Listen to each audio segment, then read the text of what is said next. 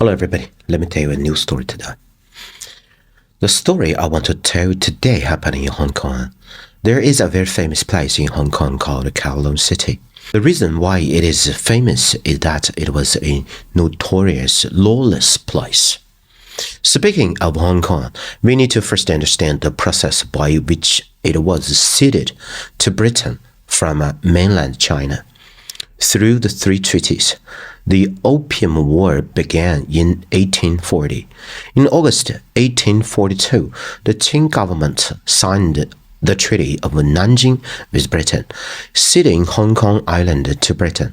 During the Second Opium War in 1860, the Treaty of Beijing ceded the area south of Boundary Strait on the Kowloon Peninsula to Britain. In 1898, the two governments signed an agreement called the Special Agreement to expand the boundary site of Hong Kong, leasing the area north of Boundary Strait of the Kowloon Peninsula and south of Shenzhen River to Britain. How long is the lease term? 99 years.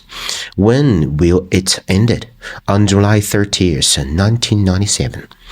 Through these three treaties, the entire land of more than 1,000 square meters in Hong Kong, Kowloon, and the Xinjiang was given to the United Kingdom.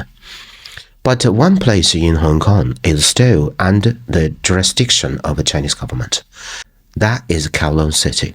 This place is surrounded by Hong Kong, but this area is Chinese territory, which means that this place is an enclave of China. Enclave, a special geographic phenomenon, refers to land that is under the jurisdiction of a certain administrative region, but is not connected to the region. There are many enclaves around the world, such as the famous Alaska, which is an enclave to the United States.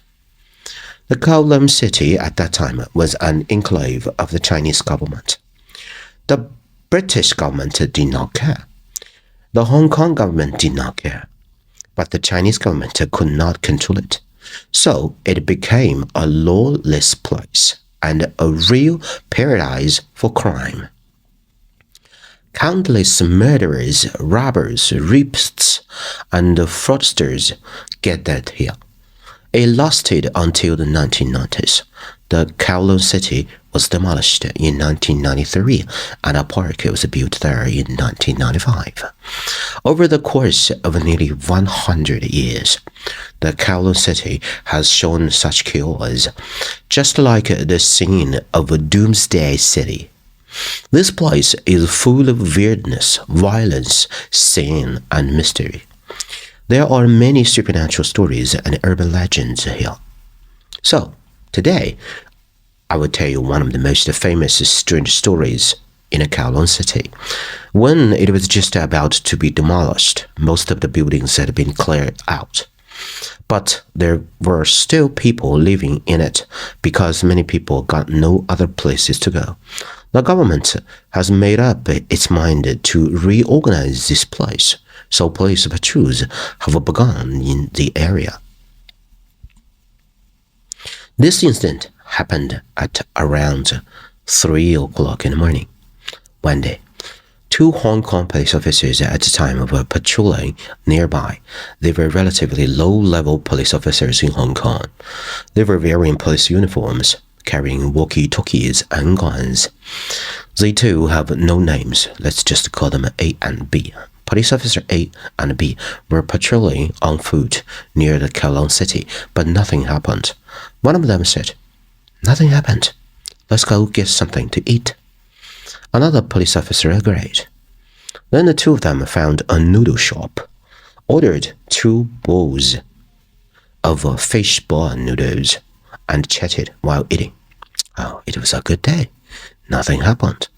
As soon as they said this, their walkie-talkie ran off. The police command center said that it had received a report. Someone in the room 1444 on the 14th floor of a certain building shouted for help. Someone called the police and the command center asked, "Who's nearby? Go find out the situation right away. Is there anyone around? Reply immediately." When the two police officers heard this, they realized that this place was near them, about 500 meters away. Officer B responded and said, "Officer A and I are nearby. We have received it and will go over immediately to see what's going on." After he finished his reply, he was ready to get up and set off. But Officer A was eating slowly and had not finished eating yet. So Officer B said that I should go take a look first. A said, Yes, I will pay the bill. You go first. I'll be there right away. If you need any help, please contact me immediately." So Officer B set out to the location. A hurried there after eating the noodles too. On the way, A used the walkie-talkie to contact B. "Where are you?" B replied, "I've already arrived at this building." A said, "You wait for me. I'll be there soon." B said, "I've already arrived at the door of this apartment. I knocked on the door and someone inside will open the door for me." A said, "Okay, I'll be there very soon." A arrived at the building soon. But when he saw the building, he felt confused. Was he in the wrong place? The building was in a bad condition and the door was locked with an iron chain that was rusty. It looked like there had been no residents for a long time. He was shocked. What was going on? How could there be people living in such a building? If no one lives here, how could anyone call the police? A used the walkie-talkie to contact B urgently. "Where are you? I'm already downstairs. But this building looks unoccupied. Let me know your situation now." However, no reply was received from B after several calls. A didn't know what to do, but two people were on patrol together and it was impossible to leave his partner alone. So he contacted his superior, Chief Mo. Why we do? Chief Mo found it incredible after hearing A's statement. So he led 5 people to the location. The police arrived at the scene quickly. When they arrived, they saw A still standing downstairs. Chief Mo asked A, "Why didn't you go upstairs with your partner?" A could only honestly explain that they had dinner together, but he did not finish the meal and could only ask B to go and take a look first. Chief Mo asked, "Are you sure this is where he entered?" A said, "I don't know either, but he said it should be here. And he said he had already gone in. After all, Chief Mo has more experience than ordinary police officers." He said, "This building should be the one that needs to be rebuilt or demolished. All the residents should have moved out. Let's go in first and take a look. We don't know what the situation is. Everyone, get your guns ready." Then he asked someone to use the pliers to remove the iron chain and went in with 6 policemen armed with flashlights and guns. As soon as they walked in, they knew that no one had lived in this place for a long time. The whole building had no electricity. If there was no electricity, there would be no elevator. If there was no elevator, you could only walk up. The 7 policemen walked up the stairs and finally reached the 14th floor. But as they walked, they became more and more unsure. Why was it so dark and no sound at all? They walked to the 14th floor and shined their flashlights and found room 1444, where the police were called. When they got to the door, they saw that no one was living there at all, and it can be seen that the place had been abandoned for many years. The security door outside is rusty, and it's obvious that no one has cleaned it or lived in it for many years. At this time, Chief Mo was at the door and used the walkie-talkie to call Officer B. No one answered, but all the police officers heard it. There was a sound from the walkie-talkie in the room 1444. Police B's walkie-talkie is in the room. He entered this long abandoned room. What's wrong? How is this possible? The door is locked. Several policemen banged on the door and shouted, but there was no movement inside. At this time, Chief Mo said, "Everyone, our colleague is inside. Be ready to break down the door and rescue him." He kicked the door open, and several police officers used their flashlights to shine inside, all with their guns raised. However, as soon as the door opened, a stench came out from inside. It almost knocked these police officers unconscious. It smelled so bad. My God, it couldn't be described. Everyone took a flashlight and looked inside. The room was full of garbage, but there was a person lying on the ground. It was their colleague, Officer B. He was lying not far from the door, motionlessly on the ground. These people rushed in to save him, and when they went in and felt his pulse, B was still alive. Chief Moore said, "It was not suitable to stay here for a long time, and let's go." These people rushed downstairs and drew B to the hospital fast. After arriving at the hospital, doctors gave emergency treatment. The doctor found that police officer B had fainted because various examinations found no injuries on his body. He was given an IV, and a few hours later, he woke up. As soon as Officer B woke up, Chief Moore and his colleagues came to the hospital and asked him what happened last night. The following is the explanation of Officer B. Yesterday, I received an order from the headquarters to go to the room 1444 to check the situation. I went there alone. When I got there, I took the elevator to the 14th floor. Then I found room 1444 and I knocked on the door.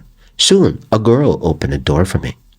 I said I was a policeman, and I received a report that there was a quarrel here, and someone shouted for help.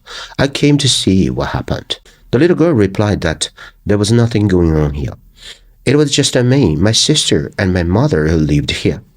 I asked her to come in to check, and she let me in politely. I took a look and found that nothing was going on. Just when I was about to leave, the mother suddenly rushed towards me and stuck my neck in an instant, which scared me. I said, "What are you doing?" Later, I heard the girl shouting, "Mom, don't do this." Then I felt very smelly and fainted. Then I woke up in hospital.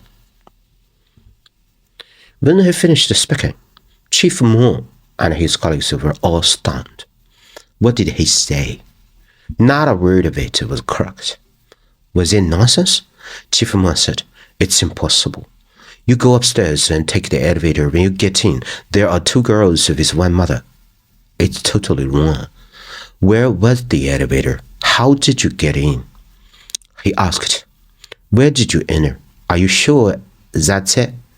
B said, "Sure." He asked, "Are you sure there was nothing wrong with the building?" B said, "Sure." He asked, "Is there an elevator in the building?" B said, "Yes." He asked, "Are you sure?" B said, "Yes. I took the elevator upstairs. There was an elevator."